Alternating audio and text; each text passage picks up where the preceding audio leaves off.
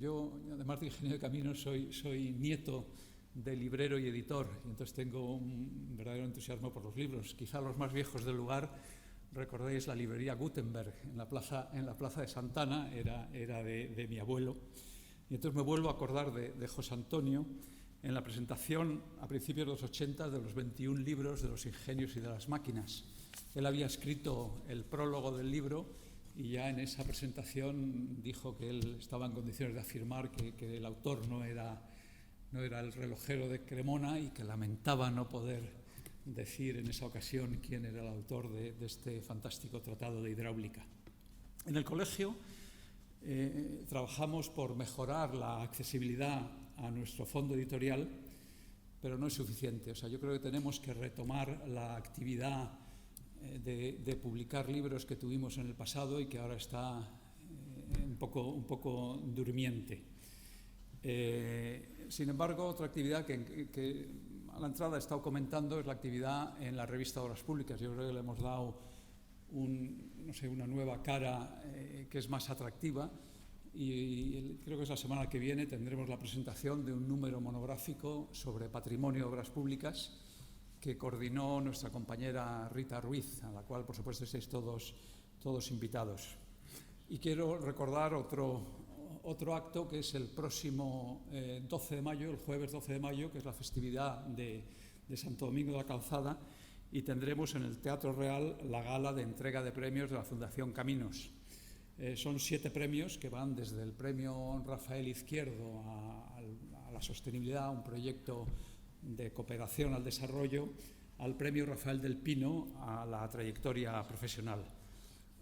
Incluye también unos números musicales, siendo en el Teatro Real que menos, y estáis todos invitados. Cualquiera que quiera asistir es a las 11:30.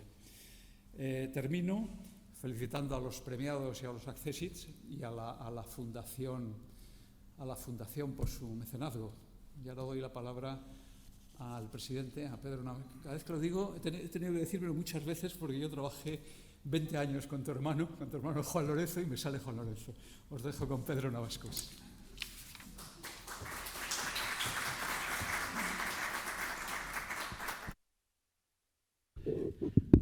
Muchas gracias, Fernando, por estas palabras introductorias y por habernos cedido este Salón Betancourt para la entrega de los premios García Diego a la investigación de la historia de la técnica. De la historia de la técnica. Para mí es un honor poder dirigirles estas brevísimas palabras, porque lo que interesa es el acto de la entrega de los premios en sí, pero es obligación mía decir que la Fundación Juan Eloturriano pues tiene como función la historia de la técnica, efectivamente, como una de sus premisas fundamentales, y que esto lo hace a través de toda una serie de actividades, entre las que se encuentra la convocatoria de estos premios, convocatoria de becas doctorales, publicaciones muchas, se ha hecho alusión a las publicaciones, a los 21 libros, en fin, porque el mundo del libro y del estudio de la ciencia y de la investigación está en el horizonte de todas nuestras actividades. La Fundación cuenta con una colección verdaderamente notable de títulos y de obras originales, inéditas, en fin, da cuenta y edita los cursos y las conferencias que viene dando a lo largo de los años, desde que en el año 88 se puso en marcha, o se registró, porque se creó la Fundación en el año 87, y se creó no por sí misma, sino que la creó José Antonio García Diego, que era un ingeniero de caminos, como todos conocen seguramente, y que puso su capital mental y sus bienes a disposición de una fundación que él crea para estimular el estudio efectivamente de la ciencia y de la técnica. Y, en fin, estímulo que yo creo que ha dado un fruto. La Fundación está inscrita en el registro de fundaciones docentes privadas y mantiene, yo creo que un ritmo de trabajo, a mi juicio, claro, que voy a decir yo, pues verdaderamente notable. Entre los cometidos que tiene ante sí como un reto periódico, está el de organizar exposiciones todas ellas que creo tienen un interés. Sobre todo me parece que es la única institución o fundación que tiene verdadera vocación por esta parcela del pensamiento y de la ciencia. Y por recordar un hecho reciente que puede compendiar por la actividad de la Fundación en este campo, la semana pasada pues, se inauguró en el convento de San Francisco de Santo Domingo de la Calzada la exposición Artifex, que trata de la ingeniería romana en España, pero es que ha pasado por 20 ciudades ya, es decir, se ha expuesto 20 veces. Y esta es la 21ª.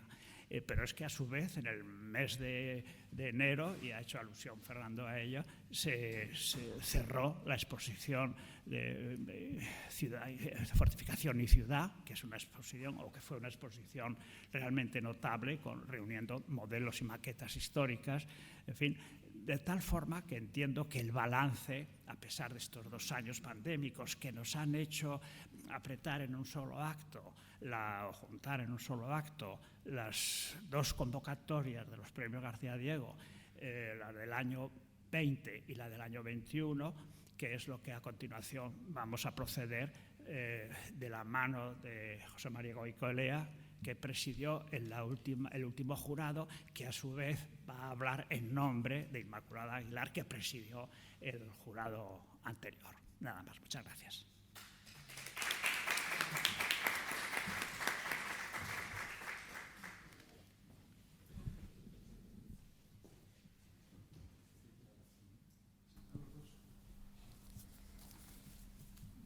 Pues muchas gracias. Bueno, muchas gracias primero a todos los presentes, a los galardonados, a las demás personas que estáis interesadas en la historia de la ciencia y de la técnica, a los miembros de la Fundación, al colegio por acogernos aquí, a Fernando, con el cual siempre tenemos una gran sintonía, y a Pedro por las palabras que has dicho. Como ha dicho el presidente de la Fundación, Pedro Navascués, aquí, debido a la pandemia, vamos a entregar los premios de las 2 anteriores ediciones, que es un premio, como saben, bianual.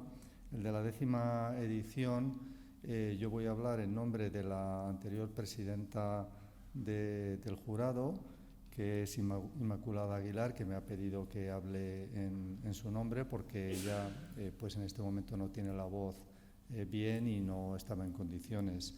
Este jurado, además de la presidenta Inmaculada Aguilar, estuvo constituido por Carlos Blázquez, Francisco Javier García Gutiérrez Mosteiro y Julio Porres de Mateo. En el jurado se decidió entregar el premio ex aequo a 2 trabajos, que yo voy a glosar brevemente los 2 trabajos y luego se le dará la medalla y el diploma a cada uno de los trabajos.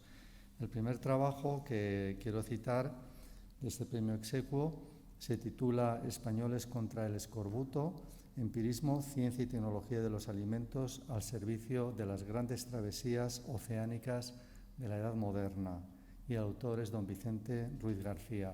Las notas que voy a leer no son mías, están magistralmente escritas como resultado de las deliberaciones del jurado por Inmaculada Aguilar, o sea que lo leo en su nombre.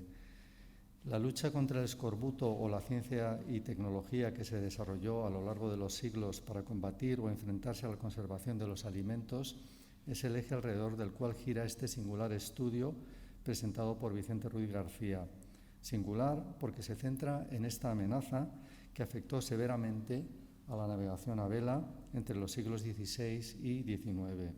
Una historia de la tecnología de los alimentos, una historia que se convierte en un reto al tener que enfrentarse a las grandes travesías oceánicas, tanto del Pacífico como del Índico, a partir de la era de los descubrimientos.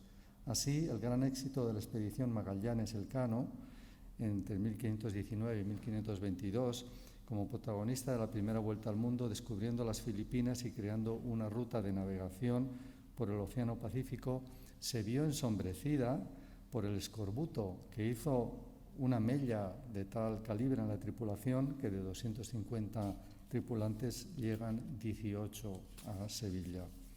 Hay que destacar que se trata de una historia apasionante donde hay fechas clave de grandes expediciones por marinos ilustres como Vasco de Gama y su expedición de Lisboa a la India entre 1497 y 99, Fernando de Magallanes, ya citado, y Juan Sebastián Elcano y García Loaiza y sus expediciones a las Malucas, las de Andrés de Urdaneta a Filipinas en 1559, las expediciones de Jorge Juan y Antonio de Ulloa para la medición del arco del meridiano terrestre en 1735 y 1745, y los numerosos viajes de la Armada a Filipinas y viajes de carácter militar, comercial, científico de Alejandro Malaspina a finales del siglo XVIII. Es un escenario político, militar, comercial y científico. Entre otras, son el escenario de la enfermedad, de sus síntomas, el día a día, el conocimiento de los víveres embarcados, los ranchos y las dietas, el bizcocho y la galleta, sus precarios sistemas de conservación, que en aquel momento eran la salazón y los deshidratados, y, entre otras, el escenario de la ingeniería naval, el tipo de embarcaciones, su capacidad de carga, la maniobrabilidad, el tonelaje, aspectos que nos llevan a un trabajo de intrahistoria también como método de conocimiento. Un segundo aspecto a resaltar, como nos indica el autor, es una historia de la ciencia de los alimentos o bromatología, la búsqueda de un remedio frente a la enfermedad que se convirtió en un desafío a la ciencia y tecnología de los alimentos, y este es uno de los principales objetivos del trabajo de Ruiz García. Surgen nombres de grandes médicos, cirujanos, marinos, capitanes, como el médico Pedro García de Farfán, pionero en la búsqueda del remedio del escorbuto en 1579, el capitán Sebastián Vizcaíno, que realiza el primer diagnóstico de la enfermedad, o la descripción de Fray Juan de Torquemada en 1615 del cuadro clínico de la evolución y posible curación de la enfermedad. Relata paso a paso los tratados y estudios científicos, las memorias especializadas de los marinos tras sus experiencias, las crónicas de los viajes donde se describen los avances y las diferentes recomendaciones para aliviar y curar la enfermedad. El trabajo discurre internándose a través de una exquisita documentación de archivo en la provisión de víveres, atendiendo los cambios que pueden producirse desde el siglo XVI al XIX, desde las dificultades de conservación, refrigeración, elección de alimentos, hasta cómo el limón, las naranjas, los agrios, el agraz extraído de uvas no maduras fueron apareciendo entre los equipajes de oficiales, pasajeros y mercaderes.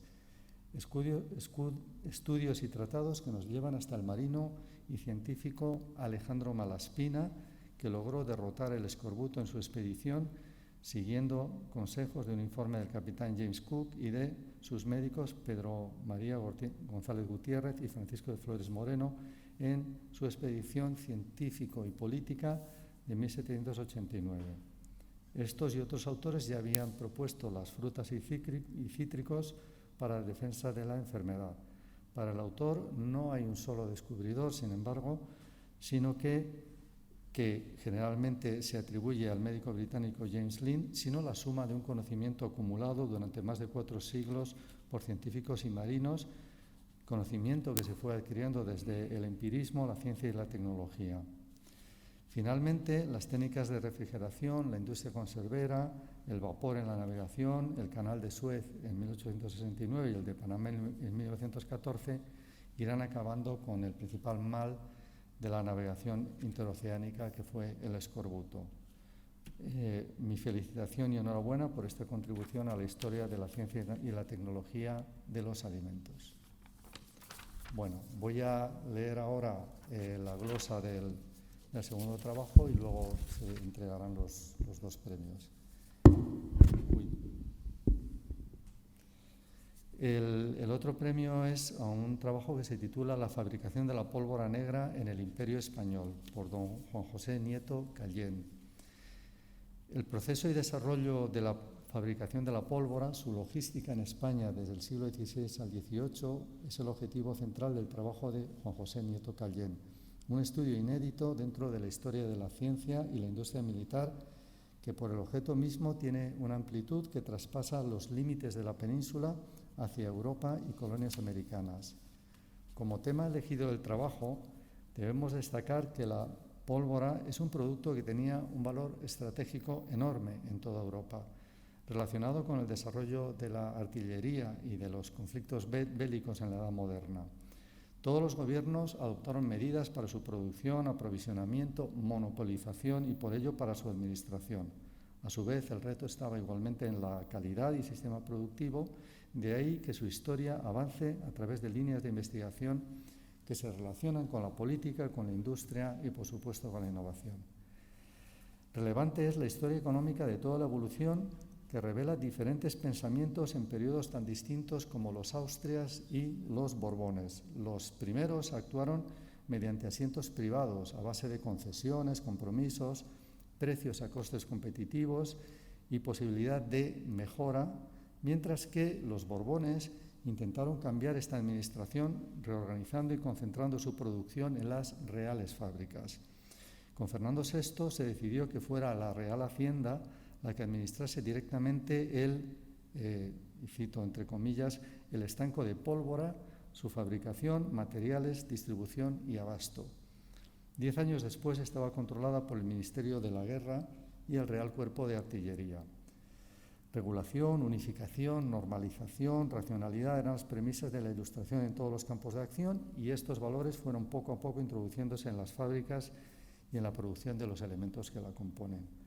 Otro aspecto a destacar de este trabajo es la labor investigadora del autor al sumergirse en el proceso de fabricación, en los minuciosos pasos que da la ciencia, siguiendo documentación de archivo presente en todo el trabajo o los tratados clásicos de Morla y Martínez Rueda, para describir la elaboración de los componentes que son azufre, salitre y carbón, su extracción, procedencia, calidad, su mezcla y proporciones, sus medios de producción en las diferentes fábricas españolas, para lo que se describen las reales fábricas de pólvora en Orihuela, Pamplona, Manresa, Murcia, San Juan de Alcaraz y Granada. Con especial detalle describe la fábrica de pólvora de Aragón, la fábrica de Villafeliche, por su especificidad y como modelo para Hispanoamérica, países donde acudieron técnicos para asesorar. Un estudio pormenorizado entre la fábrica colbertista y la artesanal o tradicional. Un estudio que tiene finalmente un carácter patrimonial, ya que ha recibido una inversión del 1% cultural destinado a la restauración del patrimonio industrial. Desde 2006 es bien de interés cultural declarado por el Gobierno de Aragón, una historia y legado que perdurará. El tercer aspecto a reseñar es el estudio del método e innovaciones españolas en torno a la producción de la pólvora a finales del siglo XVIII. El espionaje industrial fue en aquella época fundamental para conocer cambios y mejoras que se estaban introduciendo en otros países. Los citados Tomás Morla y Pacheco y Jorge Juan Guillelme, grandes conocedores de esta ciencia, fueron los elegidos para llevar a cabo este espionaje.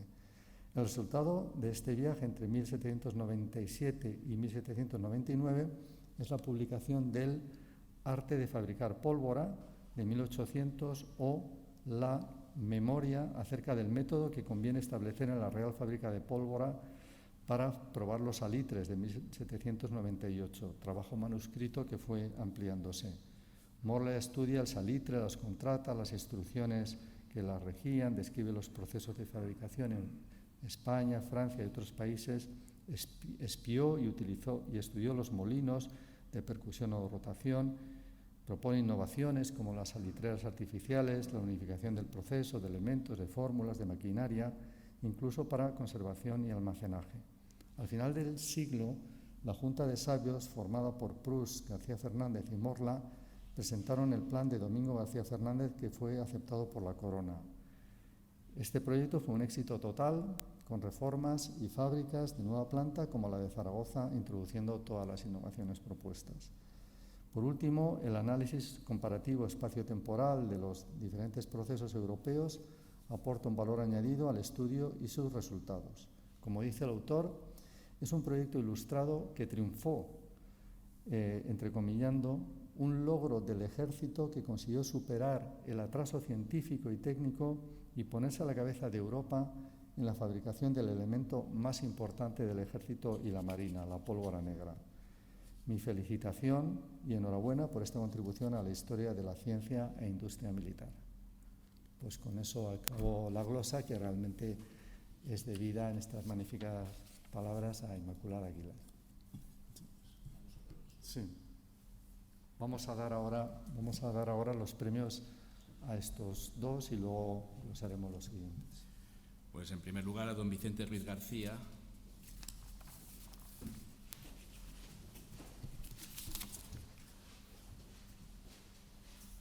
El diploma y una reproducción de la medalla de Juanelo Turriano.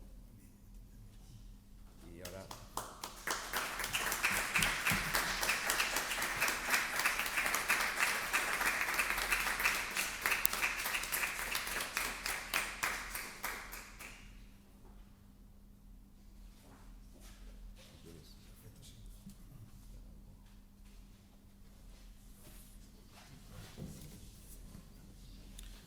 Bueno, pues muchísimas gracias a todos por asistir a este acto, especialmente a los miembros del jurado de la Fundación Juanelo Turriano, a todas las autoridades aquí presentes. Y este trabajo de investigación, pues la verdad es que de alguna manera es un trabajo también reivindicativo. Reivindicativo por la gesta que hicieron los españoles hace justamente 500 años, cuando fuimos capaces de descubrir y de demostrar que la Tierra era redonda, durante el viaje de circunnavegación de Juan Sebastián Elcano, un viaje que sin embargo se vio ensombrecido por una terrible enfermedad que era el escorbut, una enfermedad que fue capaz de acabar con la vida de más marinos que todas las batallas navales de toda una época, de la Edad Moderna. 200 años después, un médico británico llamado James Lind, pues, después de una serie de ensayos clínicos, se atribuyó el haber descubierto las bondades de las naranjas y de los limones para acabar con esta terrible enfermedad, cuyo origen estaba en la vitamina C, en la falta de ácido ascórbico, vitamina que por cierto se ignoraba. Pero resulta que tan solo 10 años antes, pues un navío mercante ya había pedido víveres, y entre sus víveres demandaban una serie de alimentos, entre los que estaban 14 botijas de agrio de limón para el escorbuto. Así, literalmente. Ese documento lo encontramos en el Archivo de Indias de Sevilla, y a partir de ahí tiramos del hilo de esta investigación que poco a poco pues, sacó a la luz, o ha ido sacando a la luz, pues toda una serie de marinos, de maestres, de médicos españoles que de alguna manera contribuyeron con su ciencia, con su tecnología, con sus investigaciones a descubrir que el escorbuto pues, se podía curar, o al menos se podía evitar, con la toma de alimentos frescos, verduras frescas y entre ellos los cítricos.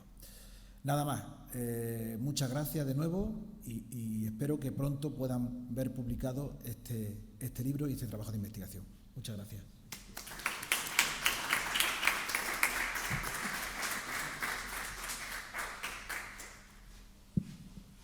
Pues el otro premiado, que es Juan José Nieto Cayén.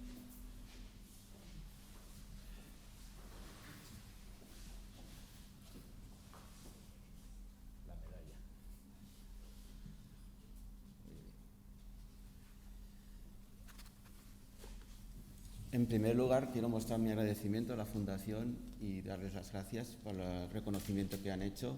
Una persona que hace mucho tiempo que he dejado el mundo académico, fue una sorpresa. Mi tesis doctoral fue tardía, después de haber hecho estudios últimamente muy diferentes al de la historia de la ciencia.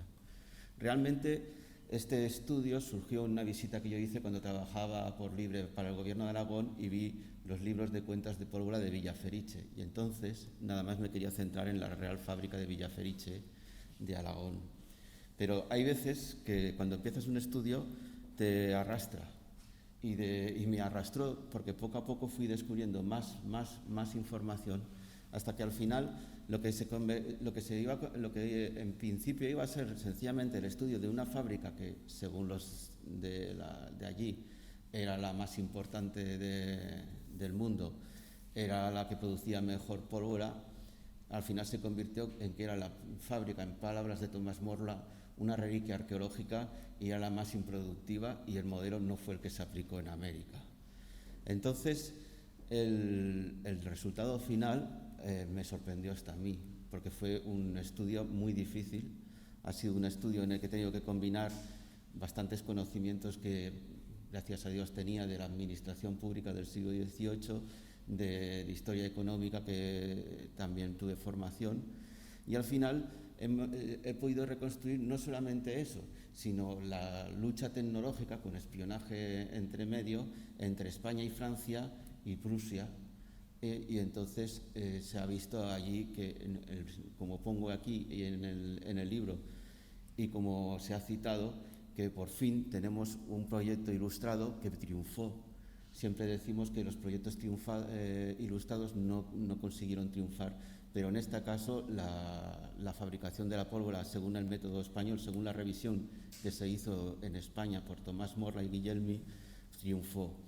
La pena de todo este proceso fue que la fábrica de Zaragoza empezó a funcionar en 1802, sus primeros resultados de obtención de salitre, que era el elemento más importante. Sin salitre no se podía conseguir pólvora de gran calidad, y por lo tanto el refino tenía que ser perfecto, pues se vio interrumpido de repente por la Guerra de la Independencia, y que todo aquel avance se truncó, porque al perder el imperio ya la necesidad de pólvora se vio reducida. Igualmente perduró el libro y el arte de fabricar pólvora de Tomás Morla y el tratado de artillería de Tomás Morla en las ediciones de 1789, que después fue revisado en 1816, y que, para honor de España, esos tratados de artillería sirvieron en toda Europa como manual de estudio hasta 1837, con lo cual se demuestra el gran avance científico que tuvo y repercusión que tuvo este tema. Bueno, de nuevo quiero agradecerles.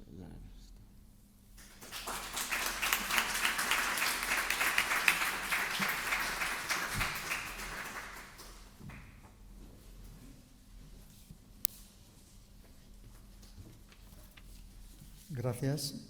Vamos ahora a citar el resultado del premio de 2022, que fue decidido por un jurado en el que estaban, y que quiero dar las gracias a todos: don Carlos Blázquez Ferrero, doña Alicia Cámara Muñoz, don Daniel Crespo Delgado y doña Rosario Martínez Vázquez de Parc, pero no olvidarme ningún componente del apellido, Charo.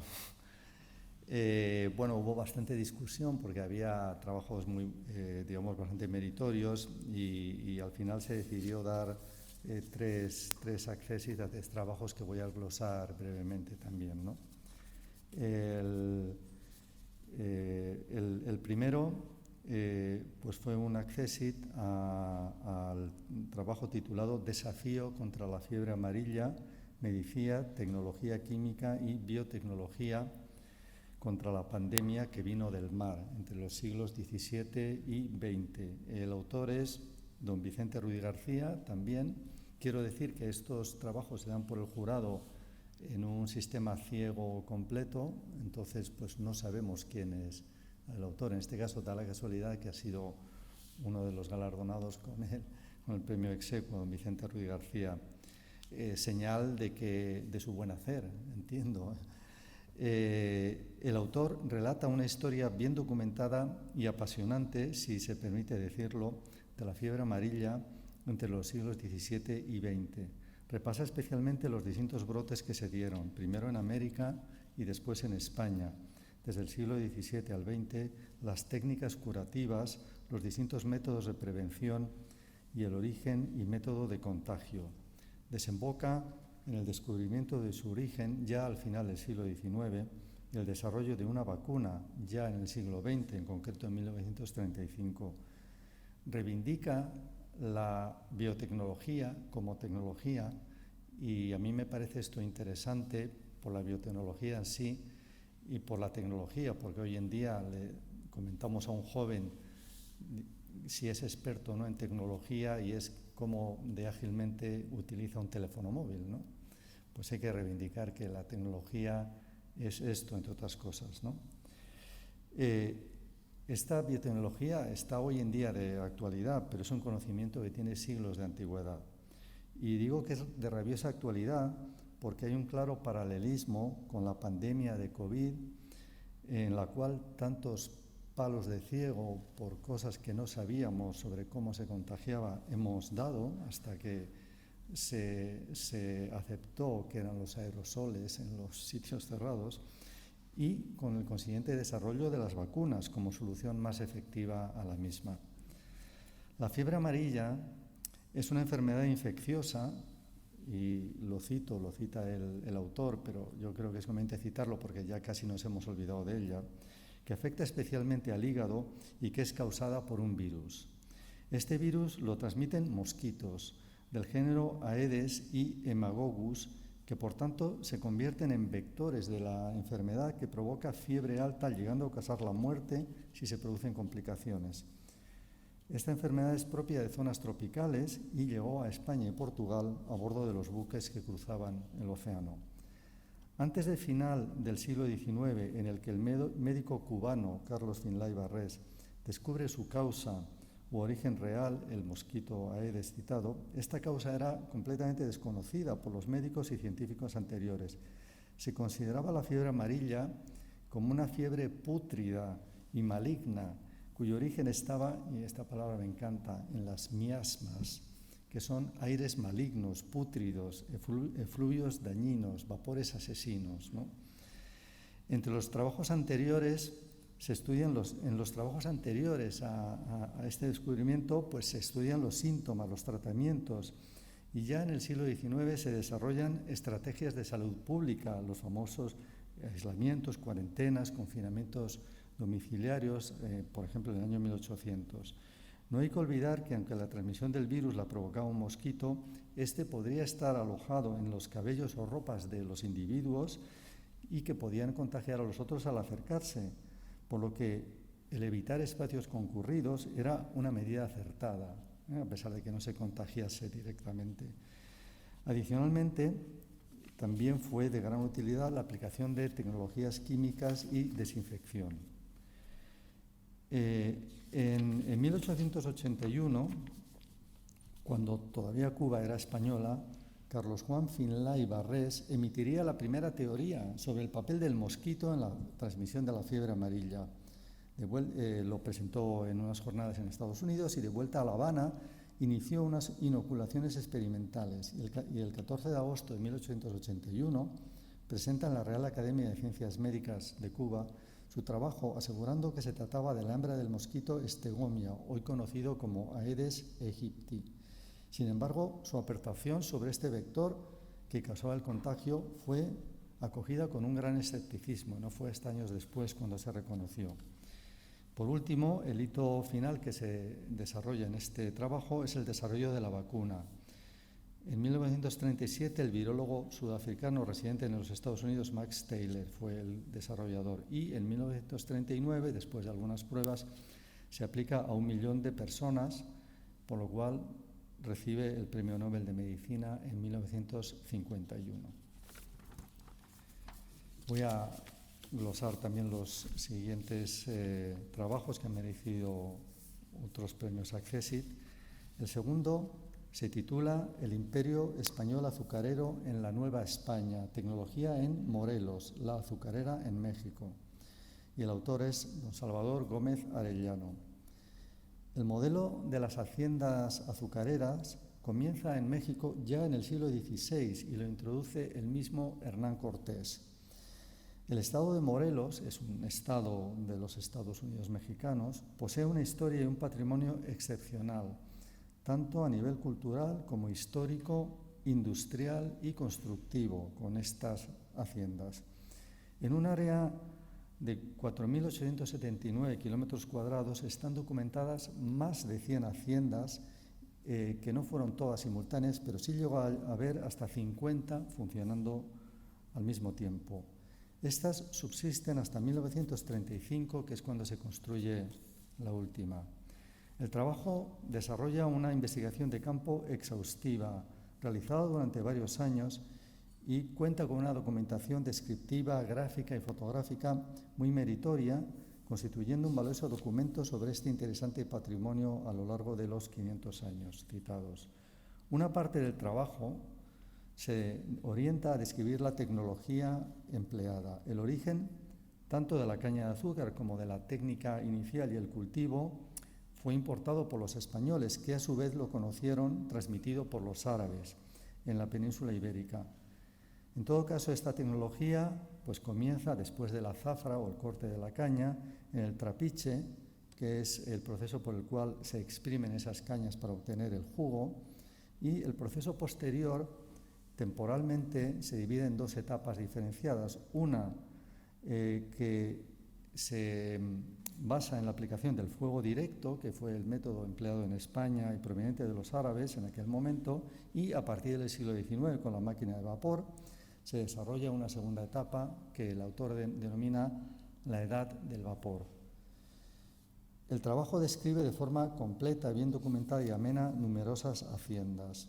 Algunas tienen interés por sus elementos y construcciones valiosos y bien conservados, mientras que en otros casos esta conservación es, menor, y precisamente esta catalogación y descripción debería de servir para la conservación de este patrimonio sin que caiga en el olvido. Por último, citar que la documentación gráfica y fotográfica es interesante y de gran calidad, por lo cual damos la enhorabuena al autor.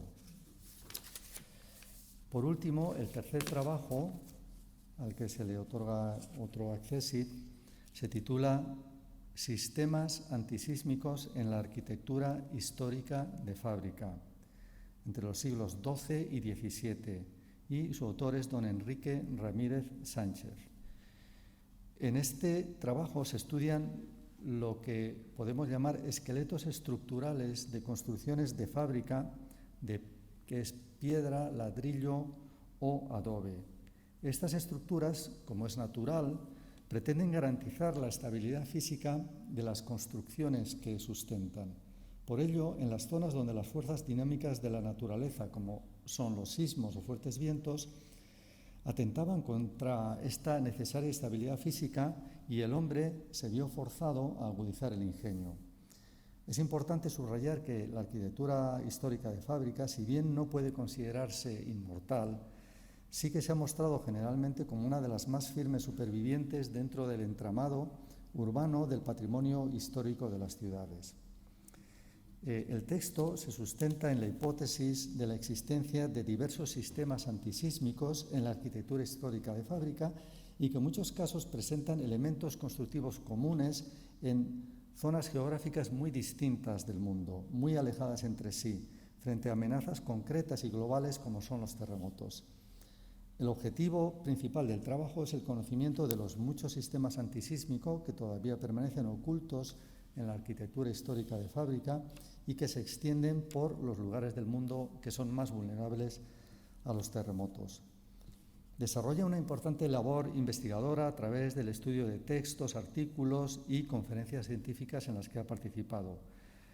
Y adicionalmente, y eso es algo que nos ha parecido muy encomiable, se ha recorrido, como se suele decir, se ha pateado la geografía de dos de las regiones más amplias que forman parte de esta investigación, en particular Irán y Perú. Estas visitas personales le han permitido completar la documentación disponible con imágenes, observaciones actualizadas que ilustran el estado real de conservación de muchos de los casos de estudios, y ha permitido además una comparación constructiva con otras edificaciones ubicadas en regiones de menor sismicidad en estos mismos países, dando lugar de esta forma a un extenso material fotográfico que ilustra la investigación.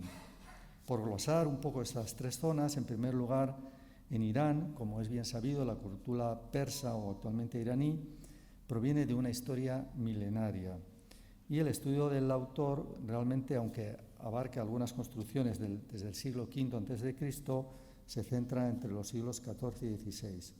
Estudia, caracteriza y abarca, siempre con la perspectiva antisísmica, fotografías y observaciones directas de numerosos sitios y construcciones como Persépolis, Isfahán, citando la mezquita Sayed, el Palacio Travid, el Gran Bazar, el Bazar de Travid, el mausoleo Molla Hassan Kashi, en Ardabil, el santuario del jeque Safi, Kuché, Naín. No sé si pronuncio bien todos estos nombres, ¿no? En segundo lugar, otro sitio muy importante es el Perú.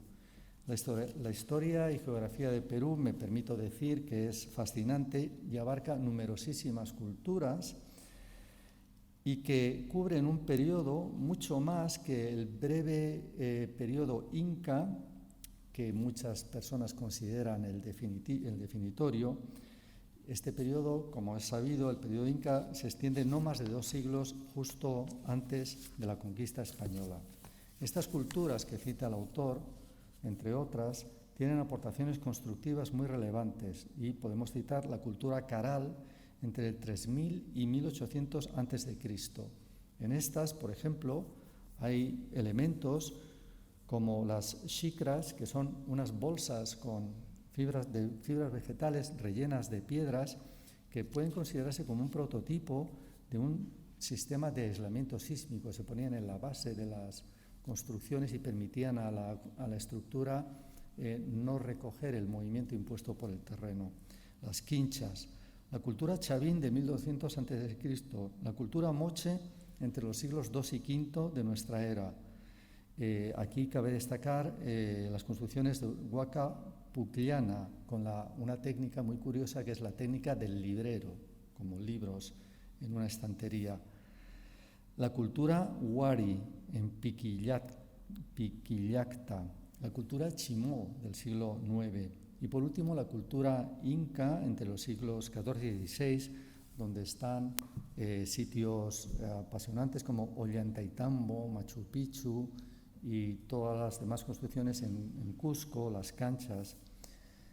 Casos de especial interés que estudia son las construcciones circulares, que hay 2 tipos, uno los colcat, destinados a depósito como silos de bienes y productos, y las chulpas, que tienen por el contrario una función funeraria.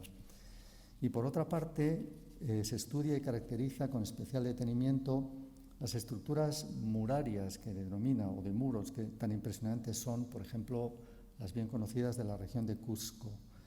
Estos muros a menudo están inclinados, lo cual les aporta una resistencia sísmica adicional. Por último, la última zona estudiada es la zona de Bengala. Es una región con muy alta sismicidad que tiene un impresionante desarrollo a partir del siglo XII con la adopción del Islam, y se estudian y documentan numerosas construcciones de piedra y ladrillo. Por último, a partir de esta investigación bibliográfica, documental y de campo, el autor desarrolla una completa clasificación de sistemas, elementos, características, así como los nexos entre las construcciones en distintas zonas. Establece con un orden y rigor académico las características y las conclusiones a las que llega. Y eso por mi parte es todo, así que... Bueno, pues vamos a entregar los diplomas y medallas correspondientes, empezando por don Vicente Ruiz.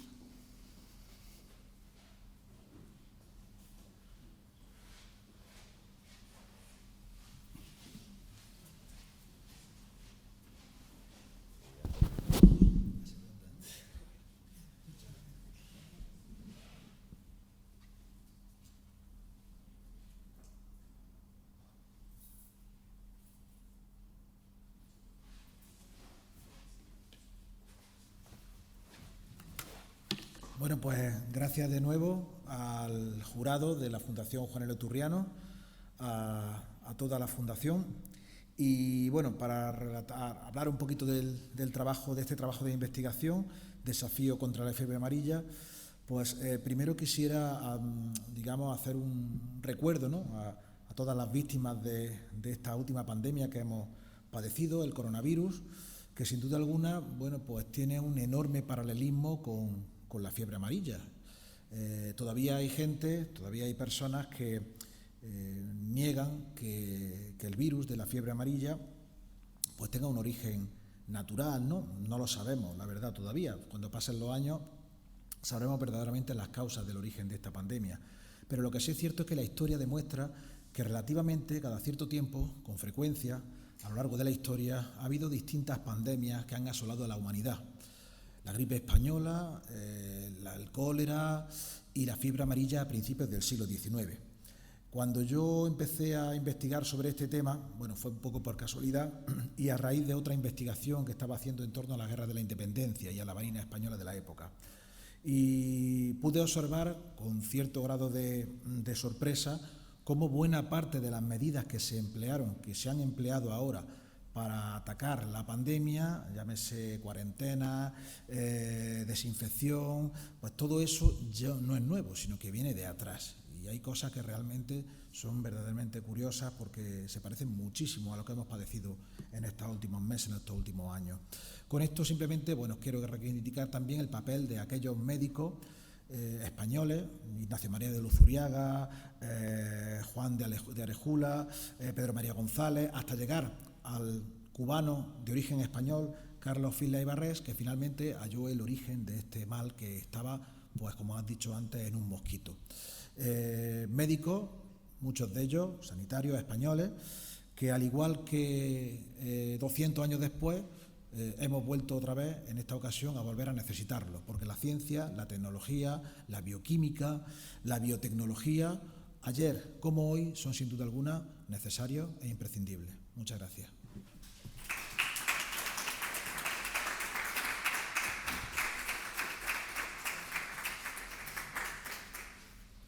Salvador Gómez Arellano.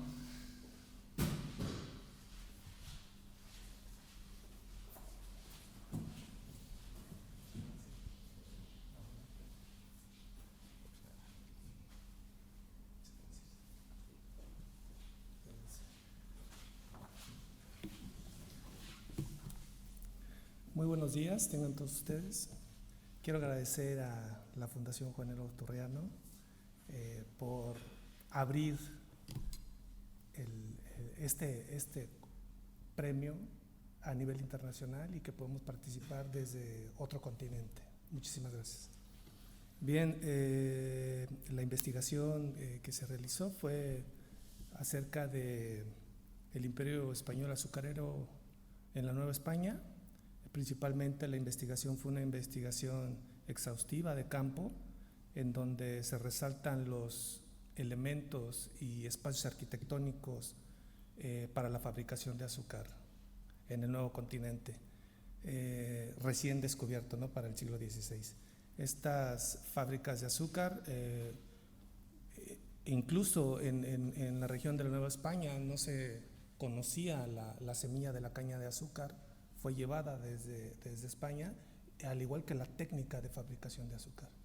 Entonces, para nosotros es muy importante, y más en la región donde estamos, que sucede en el estado de Morelos, en la cual están todos invitados a visitar. En esta región el clima es privilegiado y la adaptación de la caña de azúcar fue muy pronta. Además de la construcción de estos ingenios azucareros, en donde la técnica, nosotros allá, bueno, en la Nueva España se desconocía la técnica de construcción de ese tipo de técnica con ladrillo. Y estas bóvedas de cañón corrido que son impresionantes. Estoy un poco nervioso. Simplemente quería agradecerles a todos y están cordialmente invitados a que visiten México. Yo creo que se llevarán una grata experiencia. Muchas gracias. Tengan buen día a todos.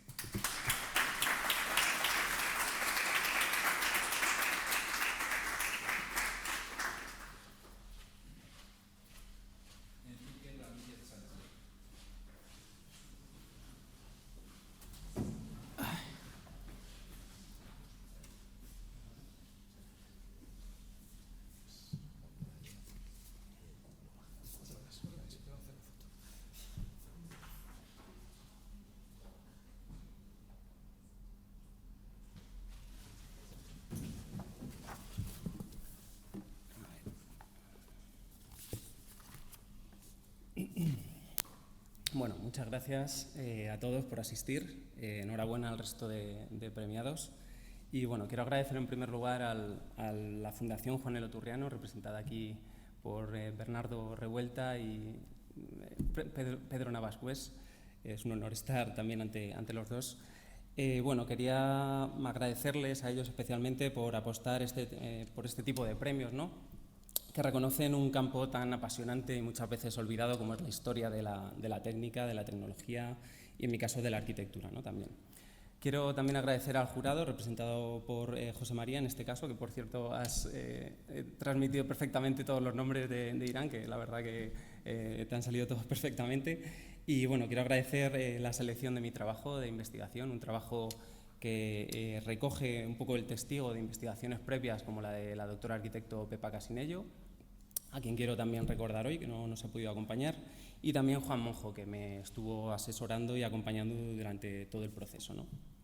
Unos mentores que realmente me transmitieron toda su pasión para profundizar en este tipo de arquitecturas, en este tipo de tecnologías, sistemas, que en muchos casos están ocultos en la propia arquitectura histórica, en mi caso de fábrica, ¿no?, como bien ha comentado José María.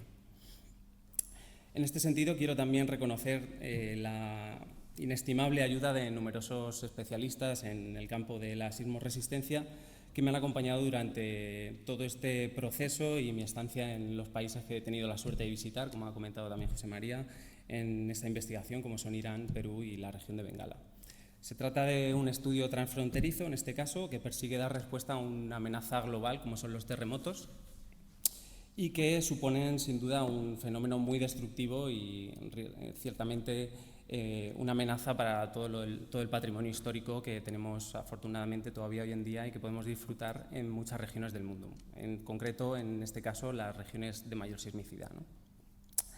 Por último, quiero dedicar este reconocimiento a las dos personas que más me han acompañado, que son mi madre y mi pareja Laura, que me acompañan hoy y siempre en todos los proyectos en los que me embarco, y bueno, va dedicado a ellas el premio.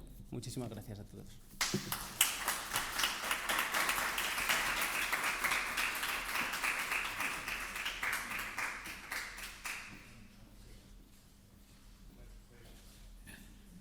Muchas gracias por todas las intervenciones, por su asistencia a este acto, y levantamos la sesión, pero antes de irnos y de dejar la casa que nos acoge, están ustedes invitados a tomar un pequeño aperitivo, vamos a decir, dada la hora, antes de marcharnos. Muchas gracias.